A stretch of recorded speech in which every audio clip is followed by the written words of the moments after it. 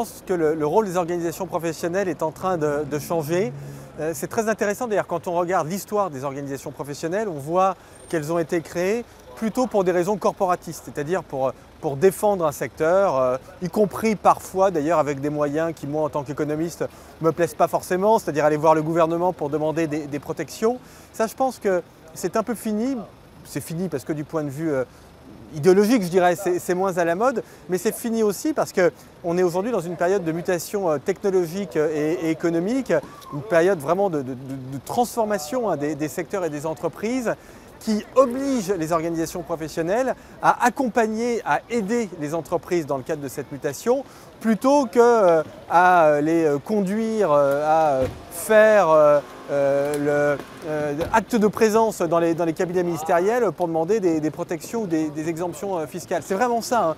Une organisation professionnelle moderne, pour moi, c'est celle qui va être capable, au fond, de faire ce que ses adhérents n'ont pas toujours le temps de faire, c'est-à-dire de la prospective, de l'anticipation, que sera mon secteur à l'horizon de 10 ans, 20 ans, et comment j'aide les entreprises qui sont mes adhérents, comment est-ce que je les aide à se réorganiser, à trouver du capital humain, à trouver des compétences, trouver de l'argent, et éventuellement investir. Voilà. Comment est-ce que je les aide à définir une stratégie et comment est-ce que je peux les accompagner dans la mobilisation des moyens nécessaires pour mettre en œuvre cette stratégie.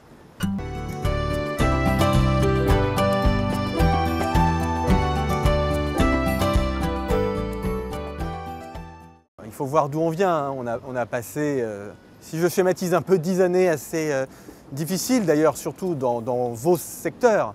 Mais il y a très clairement depuis l'année dernière une reprise économique qui est relativement forte au niveau mondial, au niveau européen, au niveau français. Cette année, l'économie française aura une croissance de l'ordre de 2%, peut-être un tout petit peu moins. Ce n'est pas énorme, c'est vrai qu'on a eu un petit ralentissement au début d'année, mais ce n'est pas ce qui m'inquiète le plus.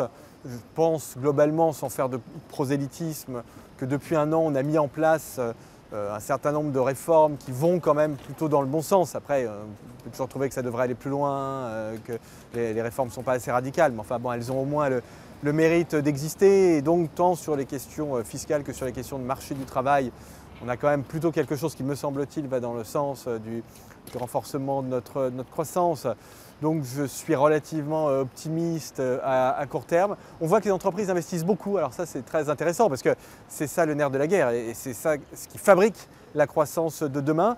Après, moi je pense que les questions conjoncturelles sont très importantes. Oui, il y a une reprise. Bon, il y a mille choses, il y a 1000 épées de Damoclès qui pèsent dessus, mais en tout cas il y a une reprise. Mais ça ne doit pas masquer le plus important, et c'est la conversation au fond que nous avions tout à l'heure quand on parlait du rôle d'une organisation professionnelle au XXIe siècle, c'est vraiment la transformation de l'économie et des entreprises. C'est-à-dire qu'il y a vraiment la problématique conjoncturelle d'un côté, bien sûr, et il faut en parler, c'est légitime, et la problématique structurelle qui, à mon avis, est la plus importante.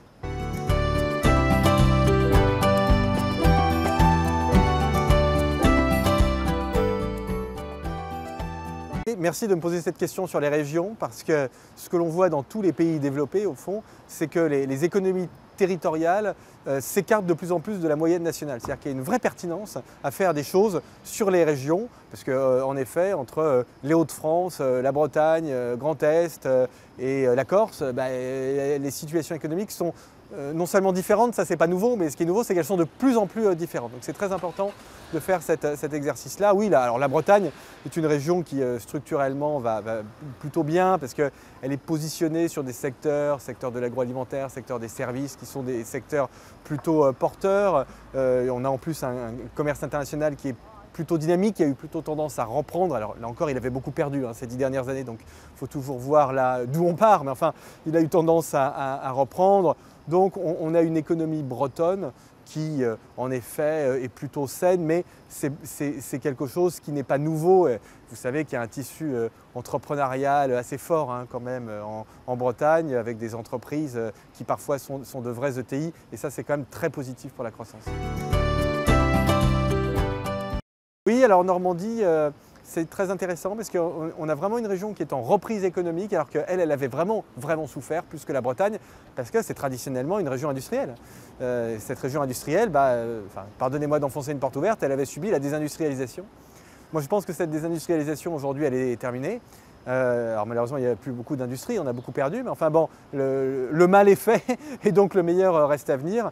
Et on le voit dans les chiffres conjoncturels, notamment de la Normandie, qui sont des chiffres vraiment plutôt encourageants, avec peut-être une petite problématique, alors qu'on retrouve partout en France, mais qui est très accentuée en Normandie, c'est celle de la transmission des entreprises. Il est dommage d'avoir une reprise économique et puis des entreprises qui parfois, ce qui est fou d'ailleurs quand on y pense, mais qui parfois ferment parce qu'il n'y a pas de repreneurs. Nord et Est, alors finalement on est dans une situation qui est peut-être pas si différente que ça de celle de la Normandie, c'est-à-dire des régions qui avaient beaucoup souffert. Tiens, on va prendre la Franche-Comté par exemple, alors qui est depuis longtemps spécialisée sur les industries de transport et en particulier sur l'automobile. Elle avait énormément souffert. Aujourd'hui, ce sont des secteurs, transport automobile, qui sont en très forte reprise. Donc oui, la situation s'arrange avec des difficultés à trouver de la main-d'œuvre. Alors ça, je pourrais le dire de partout en France, mais évidemment, dans le Nord et dans le Grand Est, c'est particulièrement frappant parce qu'il y a plus de chômage que la moyenne nationale. Et malgré ça, on voit qu'on a des problèmes de formation, des problèmes de mobilité, des problèmes aussi, à mon avis, d'indemnisation chômage pas très bien fait, un peu trop généreux, pour le dire clairement, qui n'incitent pas les gens à aller toujours travailler. Et donc ça, c'est un vrai sujet parce qu'on est face à des régions qui ont beaucoup souffert et ce serait vraiment dommage que leur reprise, que leur croissance s'arrête parce qu'elles ne trouvent pas de personnes à recruter alors même qu'il y a beaucoup de chômage.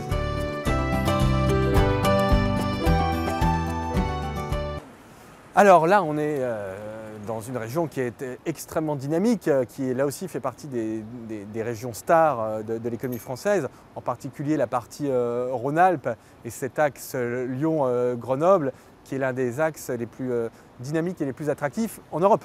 Pas seulement en France, mais en Europe, notamment dans des secteurs qui sont des secteurs extrêmement nouveaux. Je pense aux nanotechnologies, à la robotique, ou mieux d'ailleurs à la convergence de la robotique et des nanotechnologies. C'est fou d'ailleurs, moi ça me fascine, mais quand on se promène dans Grenoble la semaine, on croise 50, 100 nationalités.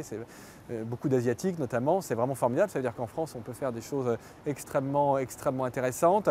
Alors là encore, juste une petite réserve, un peu la même que lorsque je parlais du Sud-Ouest, on a un phénomène de croissance qui est quand même très tiré par le phénomène métropolitain. C'est-à-dire que Lyon-Grenoble, évidemment ça fonctionne formidablement bien.